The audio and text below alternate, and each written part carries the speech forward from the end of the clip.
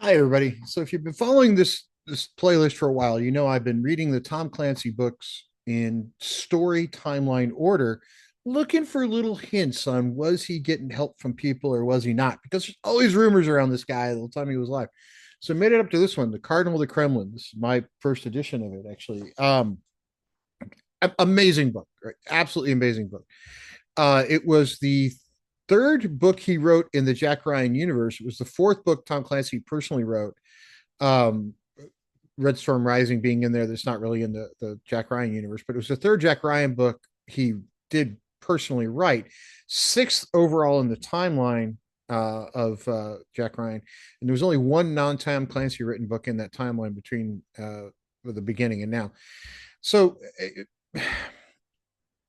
this this one is possibly one of the most amazing books he wrote, because it was still early enough in his career. He was listening to editors, and yet it was late enough. He had lots of connections. And I think this book drives home, in a lot of ways, was he getting help or not from people? And we'll get to that in a minute. So, first off, I find it interesting that Marco Ramius plays an interesting series of cameos of sorts from Hunt for Red October. And it kind of starts in the prelude where you get this big hint that Ramius is actually going to be around during Jack's career a little bit more. Because remember, this book was written shortly on the heels of Red October existing, right, and the events in Red October taking place. And the story itself took place in 1988. With if you look at how it was set, and Hunt for Red October was 1984, so it's only a couple of years after the events in those books, according to Jack Ryan. The Russians are still in Afghanistan. They're not doing well. We probably should have listened to that lesson, but they didn't do well, and we did different. Let's just leave it at that. The Cold War is still very much a thing. Us and the USSR are still going back and forth at this point in time. And it's a world where everyone is afraid that nuclear missiles could fly at any moment. I mean, I was in school at the time where the Cold War was huge. In 85, I was still in school.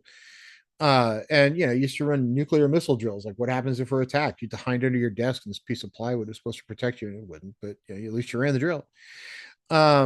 So as a result, we're making very big attempts at missile defense at the time. Missile defense was still a relatively new thing at this point in time. And there's a lot to it now, but it's 40 years after this. We were attempting to do high powered lasers, as were the Russians, in an attempt to do that, to build a defensive shield. And the reason missiles defense works the way it does is you have these nested series of defenses. You have things like Patriot and Standard Missile and others that go up and knock down incoming missiles. It would be better to do with a laser, because instead of one shot at it, you get a whole bunch. And it's not, millions of dollars per shot to go try to take down an incoming, and you got a much better chance of doing it much further away than you do with an anti-missile missile. So there's a lot of advantages to using lasers, and I could do whole videos on that. I worked in missile defense personally, and even on the unclassified stuff, it's actually some pretty fascinating technology. But anyway, so the Russians at this point are attempting to do high-powered lasers, so are we. And the book does kind of open with Jack Ryan at these arms control meetings, and they're being held in Moscow. So here's Jack over in Moscow, right, trying to help figure out how we can control limiting nuclear missiles. The good old fashioned nuclear arms talks that we all used to hear about back in the 80s that you don't really hear about anymore. Now it's just like, we hope one doesn't go off. And But Clancy's understanding of the technology behind the lasers, especially when it came to adaptive optics and some of the blooming problems you have as you go through the atmosphere, were not really well known in 1987, 88. I mean, just not well at all. So what was going on, and I kind of got a chance to trade emails with somebody who works closely in this particular area, and knows all about the Tom Clancy world. I've talked to a couple of people actually who've been in and around that area, in and around the Clancy area, on what did he know, what didn't he know, and that kind of stuff. And but in 87, when he wrote this book, he was much better known. Hunt for Red October put this dude on the map, right? Red Storm Rising was a hit. Patriot Games, a massive hit. He had connections. By this point, you've seen pictures of Tom Clancy posing with Ronald Reagan, who was president of the United States. He's got connections at the highest level of government.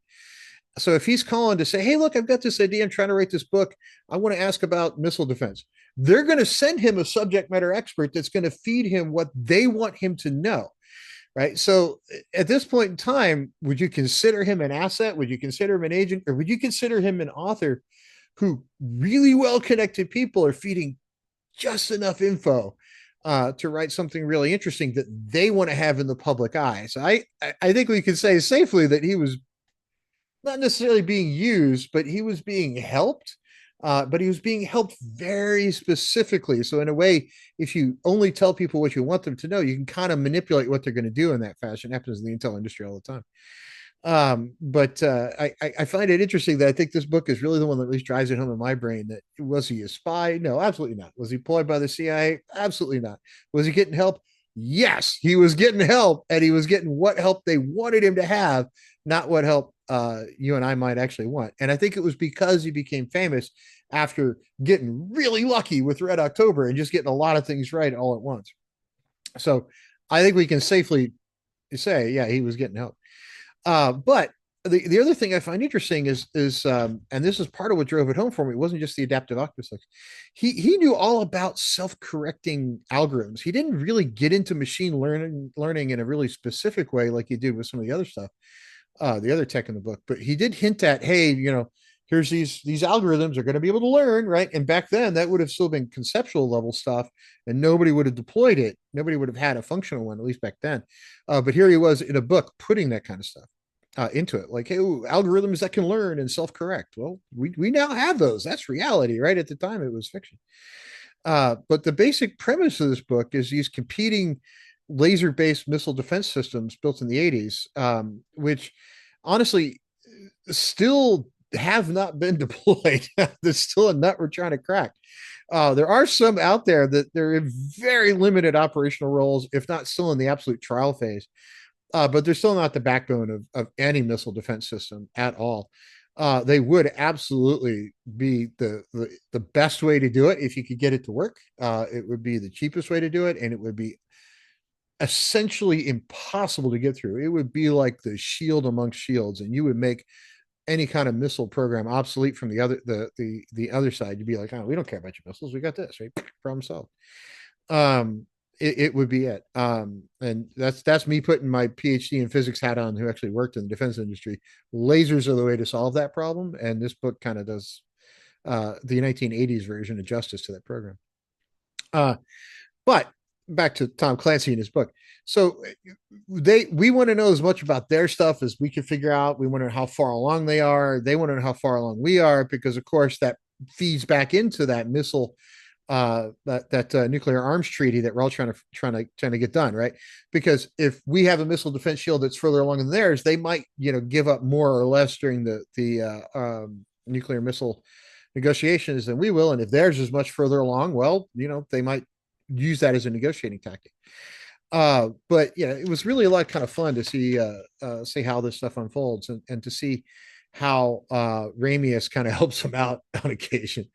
But he does go. The other thing about this book that really kind of stuck out to me was that Clancy does go into great detail about the problems the USSR was facing in Afghanistan, and it makes me think somewhere along the lines, the United States forgot to learn from history.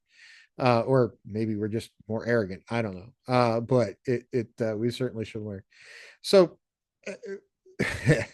there was one other point in this book that actually kind of made me laugh. I've played Dungeons and Dragons. If you watch my channel, I talk about it. You may have seen me on a live stream on Dungeon Delver's channel. I play on Tuesday nights in his first edition D&D game. And as someone who has played the game since 82, found it funny that Dungeons and Dragons made a little cameo statement in here. He had one of the characters walking through a government facility and said, kind of looks like somebody who played Dungeons and Dragons may have designed this facility because it looks like a freaking dungeon. And having been in government facilities often in my career, not for a long time, but it does. Well, some of them do look like that. And it's not intentional. It's just, it's the way they came out. They kind of look like dungeons. But I found it funny that this book was kind of written towards the tail end of the satanic panic in the 80s. So Dungeons and Dragons made a cameo appearance in the book.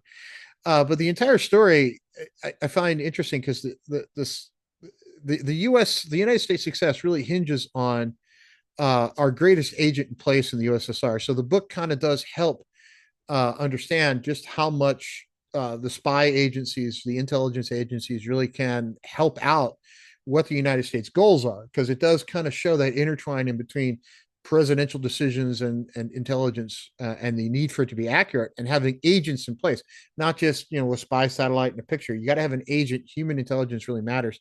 And as a result, can our greatest Russian agent in place, in this case, the codename Cardinal, this the Cardinal in the Kremlin, can he actually deliver what we need and actually survive? And it's a close call in the book. It's really is great. Really well done. And the other thing that stood out to me, that the first couple times I read this book, I didn't even think about it. Absolutely did not cross my line. It just went, okay, great, no problem.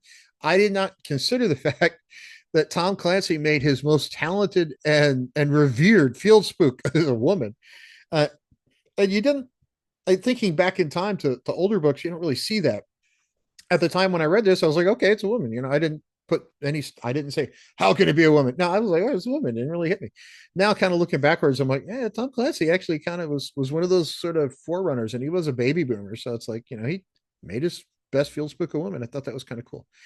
There's lots of espionage in the book, lots of spy action, great Afghanistan stuff, even some attempts at grabbing and turning the right people. So trying to grab new intelligence agencies from new intelligence agents that are in the right place overseas that we might want to get information from.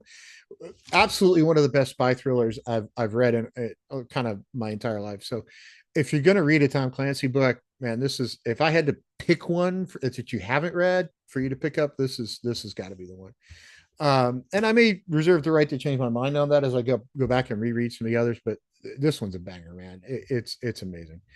Cardinal the Kremlin. This one I think drives home he was getting help. I'm going to keep poking through and see what other help he might have gotten. And even if after he passed away, some of those later books are still getting help, that might be things that maybe people at the highest levels of government wanted to get out there and wanted to have good PR value on and wanted to use these books to help drive either recruitment or morale, because they certainly did both of those things.